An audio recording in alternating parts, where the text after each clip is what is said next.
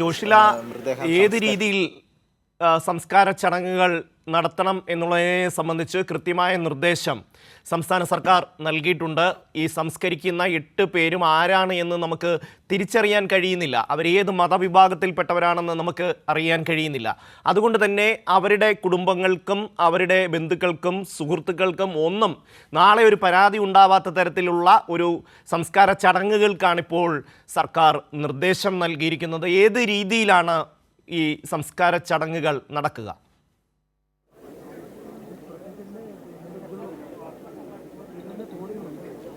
ഷമ്മി, സർവ്വമത പ്രാർത്ഥനയോടുകൂടിയായിരിക്കും സംസ്കാര ചടങ്ങുകൾ നടക്കുക. ഏകദേശം ഇപ്പോൾ സമയം വീണ്ടും മുന്നോട്ട് പോയിരിക്കുന്നു. പോസ്റ്റ്മോർട്ടം നടപടി വീണ്ടും പൂർത്തിയാകാനിരിക്കുന്നു എന്നുള്ളതാണ് അറിയാൻ സാധിച്ചിട്ടുള്ളത്. 8 മൃതദേഹങ്ങളാണ് ഇവിടേക്ക് കൊണ്ടുവരിക. അതിനുശേഷം സർവ്വമത പ്രാർത്ഥനയുണ്ടാകും. ഇതിൻ്റെ തൊട്ട് ഞാനിപ്പോൾ നിൽക്കുന്ന ഈ ഭാഗത്താണ് കുഴികൾ എടുത്തിരിക്കുന്നത്. 30ഓളം കുഴികൾ പൂർത്തിയായി കഴിഞ്ഞിരിക്കുന്നു. എന്നാൽ ഇന്ന് 8 മൃതദേഹങ്ങളാണ് ഇവിടേക്ക് എത്തിച്ചേരുക. 8 മൃതദേഹങ്ങളുടെ സംസ്കാര ചടങ്ങുകൾ നടക്കും. അതിനു മുൻപ് തന്നെ സർവ്വമത പ്രാർത്ഥന, ഇതിന് മുകളിൽ സജ്ജീകരിച്ച വഴിയിൽ സർവ്വമത പ്രാർത്ഥന നടക്കും. അതിനുശേഷമായിരിക്കും ഇവിടേക്ക് സംസ്കാരം പൂർത്തിയാക്കുക എന്നുള്ളതാണ്. എന്തായാലും ഈ സമയത്തിനുള്ളിൽ തന്നെ, ഈ ഉച്ചയോടുകൂടി തന്നെ സംസ്കാരത്തിനായിട്ടുള്ള കുഴികൾ ഇവിടെയുള്ള സന്നദ്ധ സംഘടനാ പ്രവർത്തകരൊക്കെ തന്നെ ഈ കുഴികൾ എടുത്തു കഴിഞ്ഞു എന്നുള്ളതാണ്. അതായത് ഒരു കൂട്ടായ്മയുടെ ഒരു ചരിത്രം വീണ്ടും സൃഷ്ടിക്കുകയാണ് ഇവർ. അത്രയേറെ സ്നേഹവും കൂട്ടായ്മയും ഒക്കെ ഉണ്ടായിരുന്ന ഒരു നാട്, ആ നാട് ഈ സംസ്കാര ചടങ്ങിലും ഈ ഒരു ചെറിയൊരു സമയത്തിനുള്ളിൽ തന്നെ ഇത്രയേറെ കുഴികൾ പൂർത്തീകരിച്ചിരിക്കുന്നു. നാളെയാണ് മറ്റ് മൃതദേഹങ്ങളുടെ സംസ്കാരം നടക്കുക. നാളെ ഏകദേശം 4 മണിക്കായിരിക്കും മറ്റ് മൃതദേഹങ്ങൾ ഇവിടേക്ക് എത്തിച്ചേരുക എന്നുള്ളതാണ് അധികൃതർ നൽകുന്ന റിപ്പോർട്ട്.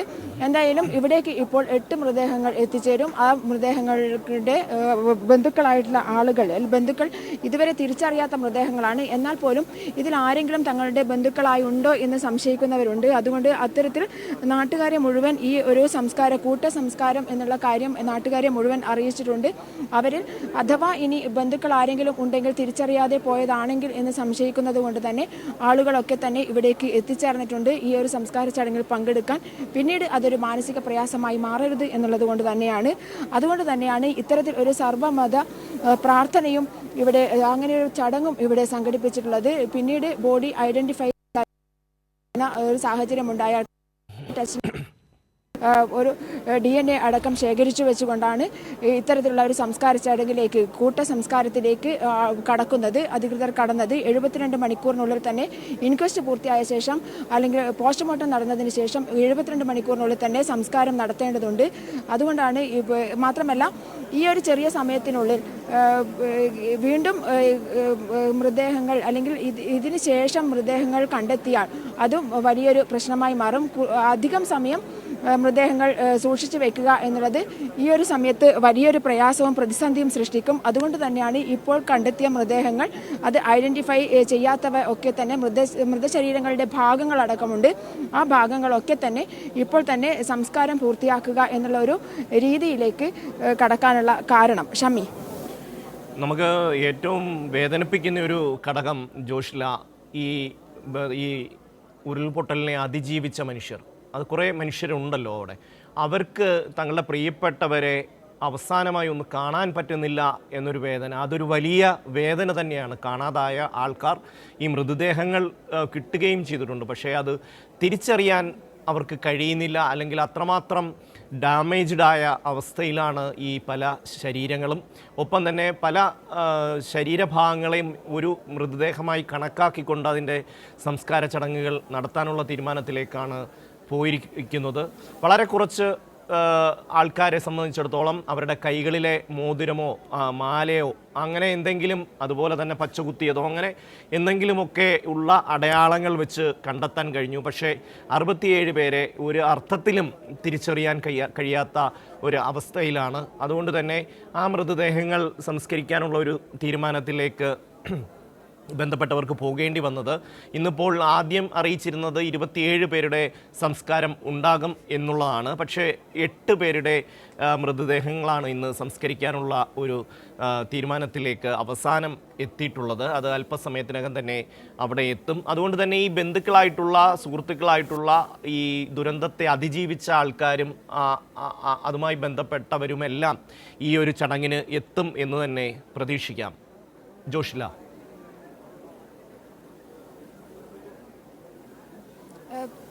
തീർച്ചയായും ഷമി സൂചിപ്പിച്ചതുപോലെ തന്നെ മൃതശരീരം എന്നതുകൊണ്ട് ഒരു പൂർണ്ണമായ ഒരു മനുഷ്യന്റെ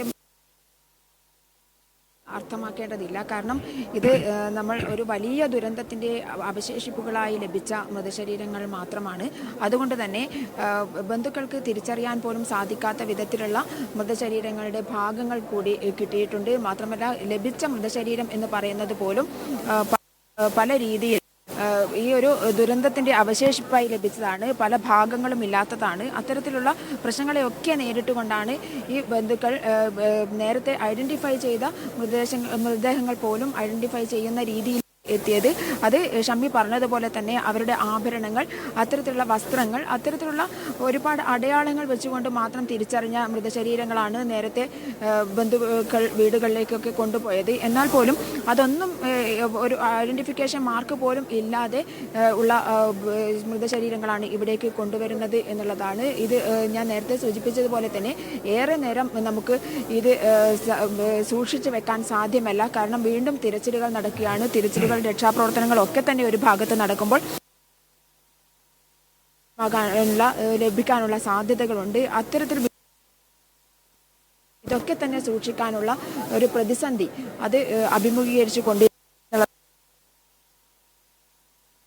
മാത്രമല്ല ഈ ഐഡന്റിഫൈ ചെയ്യേണ്ട ബന്ധുക്കളെ വീണ്ടും ഇതിന് നിർബന്ധിതമാക്കി ഇതിലേക്ക് കൊണ്ടുവരാൻ സാധ്യമല്ല. അവരൊക്കെ തന്നെ ഒരു പുനരുജ്ജീവനത്തിൻ്റെ പാതയിലാണ്. അവരെ പുനരധിവസിപ്പിക്കേണ്ടതുണ്ട്. പുതിയ ജീവിതത്തിലേക്ക് കൈപിടിച്ചുയർത്തേണ്ടതുണ്ട്. അവരെ വീണ്ടും ഈ ഒരു ഐഡന്റിഫൈ ചെയ്യുന്ന ഒരു ഇടത്തിലേക്ക് കൊണ്ടുപോവുക എന്ന് പറയുന്നത് വീണ്ടും അത്രയൊരു ദുഃഖാർത്ഥമായ ഒരു സാഹചര്യത്തെ അല്ലെങ്കിൽ ആ ദുരന്തത്തെ ഓർമ്മിപ്പിക്കുന്നത് പോലെ തന്നെയാണ് എന്നുള്ളത് കൊണ്ടാണ്. എന്തായാലും ഇപ്പോഴും ആ ഒരു പ്രതിസന്ധി നിലനിൽക്കുന്നുണ്ട്. അതുകൊണ്ട് തന്നെ അവരെ കൗൺസിലിങ്ങിന് വിധേയമാക്കിക്കൊണ്ടിരിക്കുന്നുണ്ട് ക്യാമ്പുകളിൽ.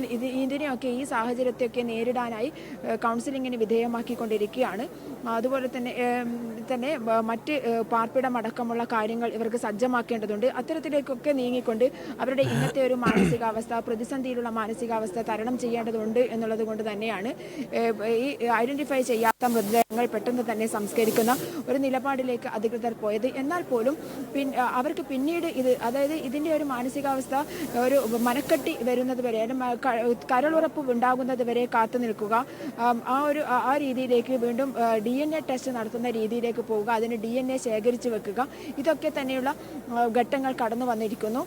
DNA ശേഖരിച്ചു വെച്ചിട്ടുണ്ട്. അതുപോലെ തന്നെ ഇവരുടെ ആഭരണങ്ങളുടെ ഫോട്ടോ എടുത്ത് വെച്ചിട്ടുണ്ട്.